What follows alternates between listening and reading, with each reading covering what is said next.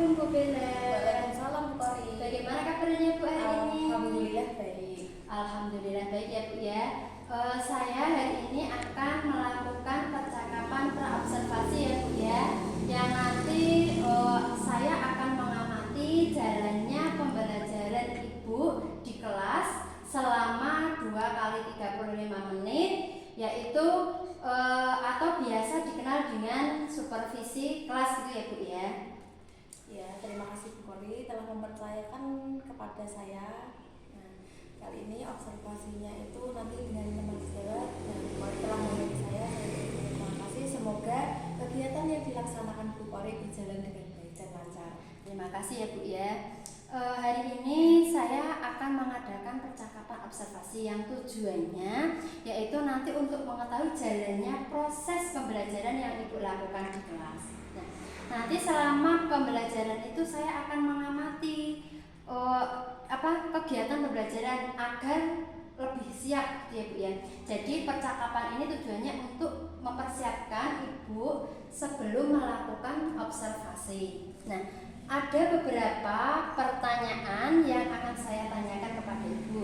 Yang pertama yaitu kira-kira apa tujuan pembelajaran yang ingin Ibu capai? Tujuan yang akan saya capai itu menggunakan sebuah strategi KSE, kesiapan siswa dalam belajar. Itu nanti pembelajarannya itu menggunakan benda konkret karena masih kelas 1 gitu. Jadi menggunakan benda konkret itu nanti yang akan membandingkan sebuah benda dengan alat media pembelajaran. Oh itu ya Bu ya, jadi menggunakan kesiapan siswa ya Bu ya dengan benda-benda konkret gitu ya Bu ya, karena masih kelas 1. Nah, yang kedua Bu, bagaimana area pengembangan yang ingin Ibu capai? Area pengembangan yang ingin saya capai itu pengetahuan dan keterampilan. Pengetahuan dan keterampilan ya Bu ya, berarti ada 2 ya Bu ya, yaitu pengetahuan dan keterampilan. Nah, yang ketiga Bu, ini ya, bagaimana rancangan pembelajaran yang ingin Ibu terapkan di dalam kelas? Nah, itu strategi yang saya gunakan pembelajaran berdiferensiasi yang terintegrasi dengan KSE kesiapan siswa. Saya akan melakukan pembelajaran berkelompok sesuai dengan kemampuan siswa. Kan kalau di siswa itu ada yang ya bermacam-macam, jadi itu nanti dikelompokkan. Ada 3 kelompok nanti Bu yang akan saya kelompokkan itu nanti sesuai dengan kemampuannya. Berarti dasarnya itu Ibu memberikan ini tes diagnostik ya Bu ya, jadi mengetahui kemampuan anak itu dalam misalnya dalam visual atau audiovisual atau kinestetik gitu ya Bu ya. Dan model pembelajaran yang Ibu gunakan apa Bu? Model pembelajaran itu PBL, Problem Based Learning. Itu nanti ini ya. Jadi kalau metodenya Bu, metodenya itu KSE. Diskusi atau ya. Itu nanti ada diskusi, kemudian tanya jawab, dan itu penugasan. Ada penugasan ya. Berarti ada diskusi, ada tanya jawab dan penugasan. Nah, ini pertanyaan selanjutnya ya Bu ya. Bagaimana media pembelajaran yang akan Ibu gunakan dalam pembelajaran ini? Nah, media ini nanti itu yang pertama saya memberikan sebuah video. Karena anak kelas 1 itu kan harus benda yang konkret atau semi konkret. Nah, itu nanti videonya itu tentang pembelajarannya, dan itu nanti ada contoh-contoh kalau semisal saya mendatangkan sebuah contoh itu yang ada di dalam kelas ini. Contohnya nanti ada benda seperti meja dan kursi, itu tinggi yang mana, rendah yang mana, kan ini nanti. Terus anak itu nanti juga menggunakan media yang telah dibawa itu seperti batang korek api, tali, kan satuan yang tidak baku ini nanti Bu. Jadi anak untuk saya ajak untuk mengukur sebuah benda yang ada di sekitar itu maksudnya di dalam kelas. Itu ya Bu, jadi media yang pembelajaran yang akan Ibu gunakan yaitu menggunakan percobaan tadi ya Bu ya, dengan mengukur benda-benda yang konkret yang ada di dalam kelas. Nah, kapan Ibu akan melakukan pembelajaran tersebut Bu? Nah, saya akan melakukan besok di hari Jumat tanggal 8 Maret. Jadi besok ya Bu ya, Iya. besok Ibu akan melakukan pembelajaran berdiferensiasi terintegrasi dengan KSE, yaitu diterapkan di kelas 1 ya Bu ya. Baik Bu, terima kasih. Saya sudah melakukan percakapan ini sehingga saya besok akan masuk ke kelas Ibu, melihat dan juga mencatat apa yang terjadi di dalam kelas. Itu ya Bu ya. Setelah Ibu melakukan observasi dalam pembelajaran di kelas, nanti saya juga akan melakukan percakapan pasca observasi ya Bu ya. Jadi nanti setelah selesai ini, nanti kita akan melakukan percakapan lagi. Nah, sebelum kita akhiri, apa yang Ibu dapatkan dari percakapan kita hari ini? Saya mendapatkan gambaran strategi dan media pembelajaran yang akan saya gunakan dan sudah saya persiapkan untuk diobservasikan besok. Baik, terima kasih ya Bu atas waktunya, sudah bersedia berbincang-bincang dengan saya. Semoga besok di dalam observasi dalam kelas apa yang menjadi tujuan Ibu untuk melakukan pembelajaran sesuai dengan tujuannya. Itu ya Bu ya. Terima kasih, sampai bertemu besok di observasi kelas Ibu. Saya akhiri, wassalamualaikum warahmatullahi wabarakatuh. Waalaikumsalam warahmatullahi wabarakatuh. Terima kasih Bu Bella.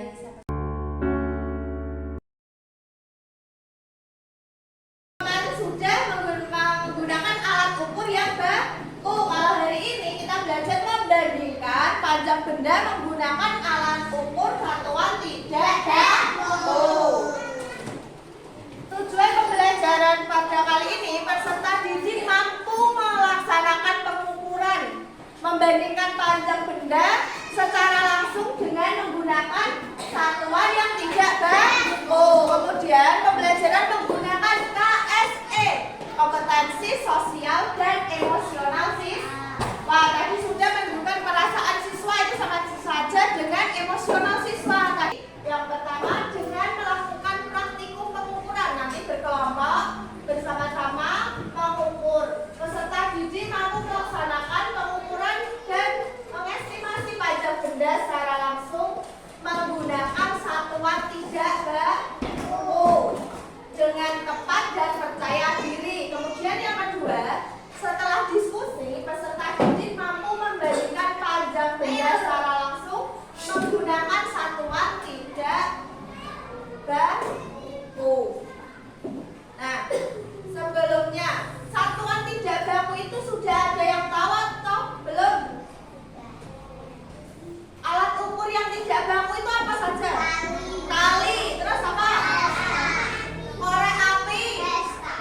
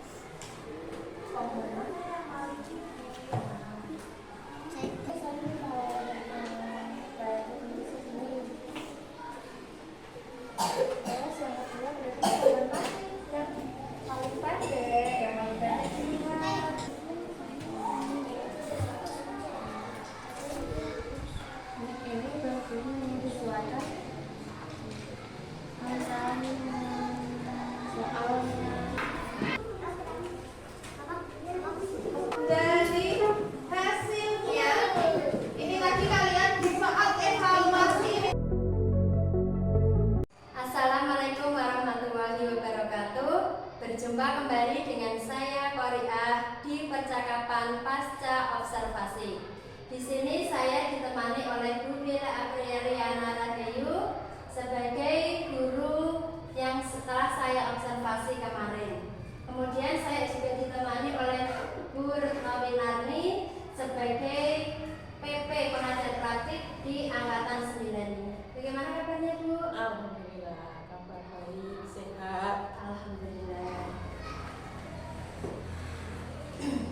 Selamat pagi Bu Bila. Selamat pagi. Baik, kemarin kita sudah melakukan percakapan pra observasi dan saya juga sudah melakukan observasi di kelas Ibu ya Bu ya. Nah, sekarang kita melakukan percakapan pasca observasi. Nah, sebelum saya melakukan pasca observasi, nanti saya akan mengajukan beberapa pertanyaan terkait dengan jalannya observasi kemarin. Nah, tujuan untuk mengevaluasi sejauh mana pembelajaran Ibu yang telah dilakukan Ibu di kelas kemarin. Untuk pertanyaan yang pertama ya Bu ya, bagaimana perasaan Ibu ketika Ibu melakukan observasi atau mengajar di kelas Ibu kemarin? Waktu di observasi itu sama aku kemarin merasa tegang. Tegang yang sama. Sebenarnya malah tegang. Karena mungkin alasannya Karena terus kata belum terbiasa. Kemarin mungkin supervisi bersama ibu kepala itu sudah terbiasa, tapi kalau sama teman sejawat itu malah menjadi tegang ya. Tapi alhamdulillahnya juga berjalan dengan lancar. Nah, gitu ya, Bu ya. Bisa diceritakan kembali Bu, area pengembangan apa yang Ibu lakukan di dalam kelas? Area pengembangan yang kemarin itu pengetahuan dan keterampilan. Pengetahuannya itu anak-anak kelas 1 kemarin itu di materi matematika itu ada satuan tidak baku. Jadi dalam pengetahuannya itu anak mengerti sebuah satuan yang tidak baku itu yang bagaimana. Nah, satuan tidak baku itu kan mengukur. Nah, keterampilannya itu anak mengukur menggunakan alat atau media itu dengan satuan yang tidak baku. Kemarin saya membawa sebuah media pembelajaran itu tali nafia sama korek api. Kemudian kan satuan tidak baku itu juga ada di anggota tubuh anak.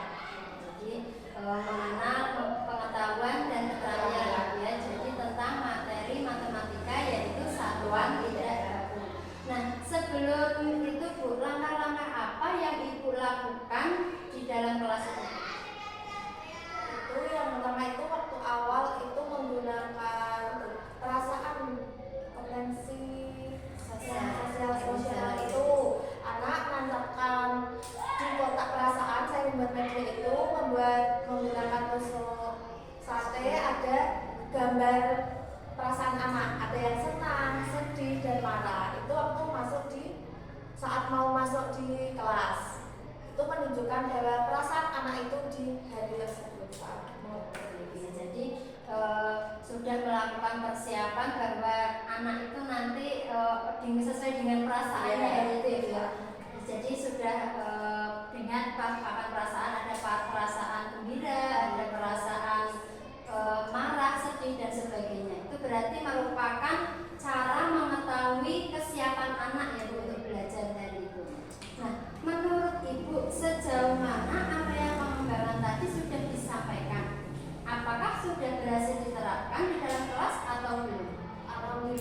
sudah berjalan dengan baik, tapi ya masih ada kekurangan. Masih ada kekurangan ibu ya. Jadi mungkin kira-kira Kendalanya itu karena masih kelas 1 ibu, jadi itu masih banyak membisikkan siswa. Karena kelas 1 itu konsentrasinya itu hanya 7 menit. Setelah itu kan nanti ya ada yang sibuk sendiri, ada yang jalan ke temannya, itu sangat sudah biasa sih di kelas 1. Dan saya juga harus selalu memberikan ice breakingnya itu, terus kemudian juga belajar menggunakan teknik stop yang berhenti sejenak, disuruh meletakkan alat tulisnya semua, mendengarkan itu. baik. Menurut ibu kekurangan atau hambatan tadi yaitu anak-anak masih ini ya apa? Tingkat konsentrasinya belum bisa lama gitu ya karena masih di kelas 1. Nah, menurut ibu kenapa anak-anak itu apa kurang aktif di dalam pembelajaran itu? Nah itu karena itu apa kurang aktif itu karakternya itu kan berbeda-beda tuh. Karena kelas 1 itu karakternya berbeda, tidak hanya kelas 1, tapi kalau kelas 1 itu kan masa dari peralihan dari TK ke SD, jadi itu di tahun yang saya ajar ini itu masih banyak juga, ada beberapa itu yang masih bermalas-malasan, ada yang tidak mau menulis, tidak mau memperhatikan. Nanti itu akan saya kelompokkan sesuai dengan kelompoknya sendiri-sendiri saat pembelajaran. Jadi memang benar untuk kelas 1 itu adalah peralihan dari bermain ya karena di TK itu kan taman untuk bermain anak, jadi pengenalan di kelas 1 memang benar-benar kita itu diselingi dalam arti juga bermain juga kita belajar. Nah jadi apa yang menurut ibu apa yang harus ibu lakukan ketika ada anak-anak yang seperti itu, langkah-langkahnya? Mungkin nanti akan saat pembelajaran memberikan sebuah kelompok, saya kelompokkan itu nanti kelompoknya itu ada visual dan kinestetik. Visual dengan kemampuan anak berbeda-beda. Apalagi di kurikulum Merdeka ini kan juga harus mengelompokkan anak sesuai dengan kemampuannya, tidak disamaratakan. Benar sekali ya Bu ya. Jadi kita itu sekarang itu dengan istilah pembelajaran berdiferensiasi ya Bu ya. Tapi sebenarnya kalau di kelas 1 itu kan memang pembelajarannya kita itu harus benar-benar banyak memanfaatkan lingkungan sekitar mungkin. Nah, di dalam lingkungan sekitar itu kira-kira mungkin benda konkret apa yang Ibu bisa gunakan untuk menarik perhatian siswa? Itu benda konkretnya itu kalau di pelajaran yang matematika kemarin itu saya ajak untuk melihat di sekitar kalian itu. Contohnya kemarin sekitar kalian itu di sekitar kelas, kemarin di lingkup kelas itu mengukur sebuah yang ada di benda yang ada di kelas kalian. Itu ada yang mengukur meja, mengukur papan tulis. Nah itu nanti anak tidak saya tekankan kalian harus mengukur meja menggunakan tali, itu tidak. Terus harus papan tulis menggunakan pesta atau depa, itu tidak. Itu kemampuan anak dan keinginan anak sendiri-sendiri itu. Jadi dibebaskan ya untuk anak mau apa, kemudian pakainya itu apa, jadi tidak bisa menggunakan pipa, bisa menggunakan hasta, dan juga menggunakan alat yang lain gitu ya Bu ya. Nah, jadi itu adalah target kedepannya untuk Ibu melakukan pembelajaran yang berikutnya. Nah, sekarang ketika Ibu sudah mengelompokkan sesuai dengan minat, kemudian sehingga menciptakan pembelajaran yang menyenangkan. Nah, mudah-mudahan apa yang Ibu rencanakan dapat terrealisasi dan memberikan proses pembelajaran yang lebih baik ke depannya. Saya tunggu cerita-cerita Ibu nanti, apa bisa terrealisasi atau tidak. Itu ya Bu ya. Tapi kira-kira kapan Ibu akan melakukan perubahan dengan rencana yang Ibu sampaikan tadi? Kira-kira itu setelah beberapa minggu nanti saya akan mengelompokkan anak dengan kemampuannya, yaitu tadi ya audiovisual,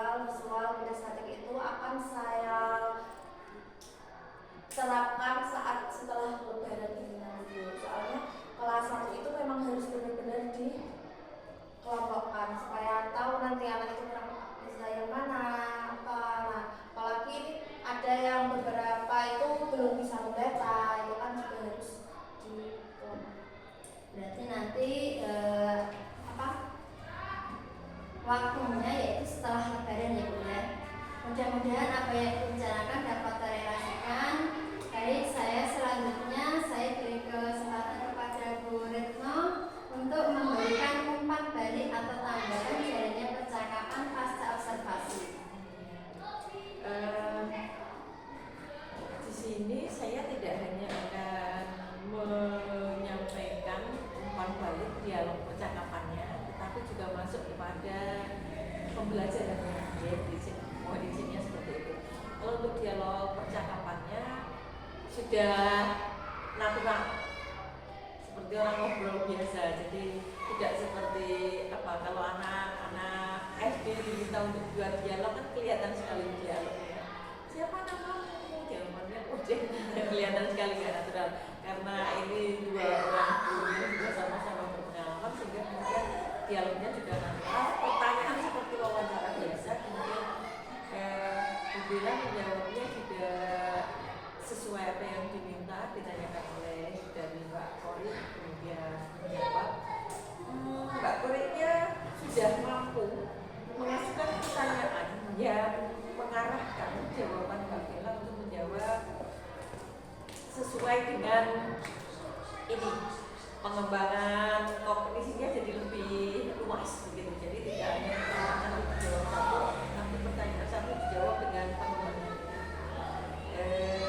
Kalau untuk percakapan pasca observasi, memang tujuan utamanya kan menggali lebih dalam, dan ini tadi sudah cukup tergali, sudah jadi kendalanya apa juga tadi terjawab gitu.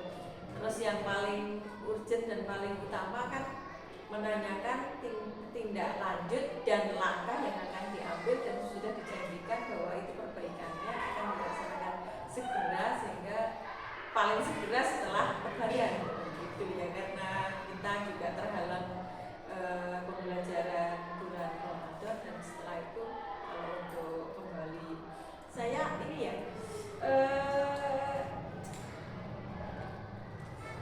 senang ngambil pelajaran matematika gitu ya, untuk dijadikan langkah observasi Mbak. Kemarin juga matematika, bilang matematika. Bagi saya ini luar biasa sekali, karena saya sebagai guru bahasa Indonesia bukan pulang matematika aku mesti bayangkan, tapi barangkali memang dasarnya senang berhitung, sehingga kemudian ketika diminta untuk menyampaikan pelajaran kan pasti dipilih yang paling dikuasai dan disenangi. Mbak Bila juga gitu ya.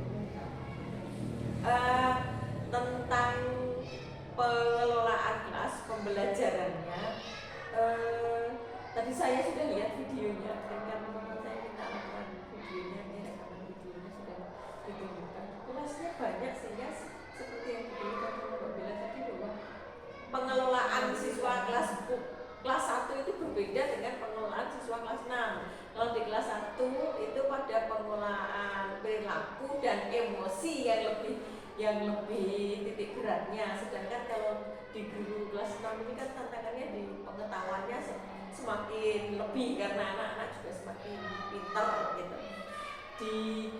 Tapi yang di kelas 1 ini justru panjenengan sebagai guru kelas 1 karena transisi dari TK ke SD, ya, yang tadinya bermain itu menjadi ya bermain tapi belajar, bermain tapi belajar, itu meletakkan dasar-dasar untuk berpikir kritis. Ini kan memang dari kelas 1,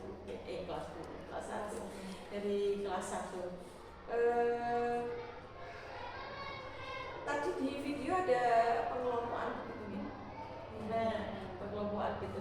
Tadi di video juga sempat saya lihat ketika dengan fokus mengarahkan di kelompok satunya, kelompok yang satu agak ribut. Nah, gitu. Ini yang jadi perhatian. Jadi kalau saya di sini, bagaimana di sana biar nggak ramai. Nah itu yang harus dicari jalan tengahnya. Tapi kalau kemudian tidak diskusi, hanya gurunya yang jadi narasumber, juga semakin membosankan lagi, sehingga mungkin barangkali itu memang kan ya, ketika pindah dari satu kelompok ke kelompok lain nggak perlu terlalu lama mungkin ya, karena begitu. Kadang-kadang di sini mungkin pertanyaannya banyak, fokus di sini